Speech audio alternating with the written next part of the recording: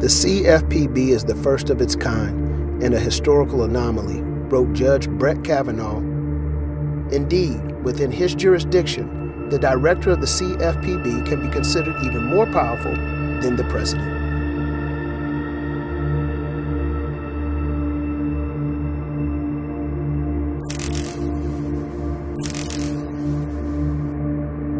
Even more powerful than the president.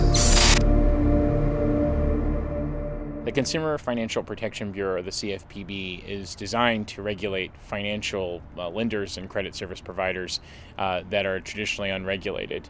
Isn't it ironic that the CFPB is itself not accountable to anyone, not accountable to voters, not accountable to the president, not accountable to Congress? Their funding is from Treasury offsets. The president doesn't have the power to simply fire the director. And unfortunately, that leads to corruption. Corruption I can attest to, because I am now a victim. My company and our clients are victims of a bullying tactic from a federal agency that is outside of its scope of authority. And I mean, they have admitted that they do not even know if they have regulatory authority, yet they want all of our client documents. That's horrifying. It is absolutely unethical, without any legal basis, to turn over client files. These client files contain personal data, very sensitive information about families and friends. If you go to the CFPB website and you search their complaint database for Libre by Nexus, you'll find 0 complaints. This entire witch hunt was started without even a single complaint. Think about it.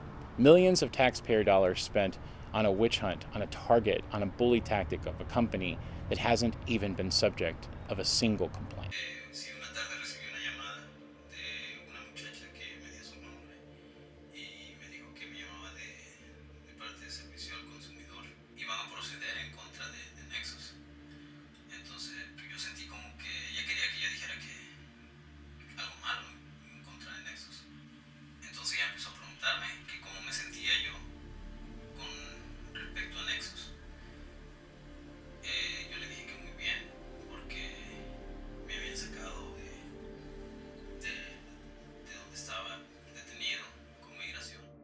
The CFPB has asked for these documents with providing no legal basis, only with the expectation is, I'm a government agency, so give them to me. That's not enough. And it's not okay, and we're not going to allow that to happen to our clients. We're not going to allow this unconstitutional un-American agency to attack our clients and to usurp that kind of authority that they simply don't have.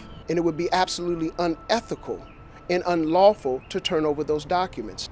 I want you to think about how insane it is that a government agency that's spending millions and millions and tens of millions, hundreds of millions of taxpayer dollars is going to spend even more with an investigative inquiry that says we don't even know if we have the authority to regulate this company. We're going to spend millions of dollars to fight to regulate. It's absolutely ridiculous. No business person could run a business that way. We'd be out of business. And that's the point, right? I'm trained in this. The people who are issuing these requests or subpoenas for documents are trained in understanding the limits of their authority. They're trained in understanding that, hey, I really can't ask for this, but let me go ahead and do it anyways, even though it's unethical and unlawful, just to see if the other side will give me the information. But that kind of cat and mouse game with people's constitutional rights should draw strict attention to everybody who's watching this, that the CFPB is out of control. We believe in the theory of this agency, but in practicality and practice, it's operating rogue.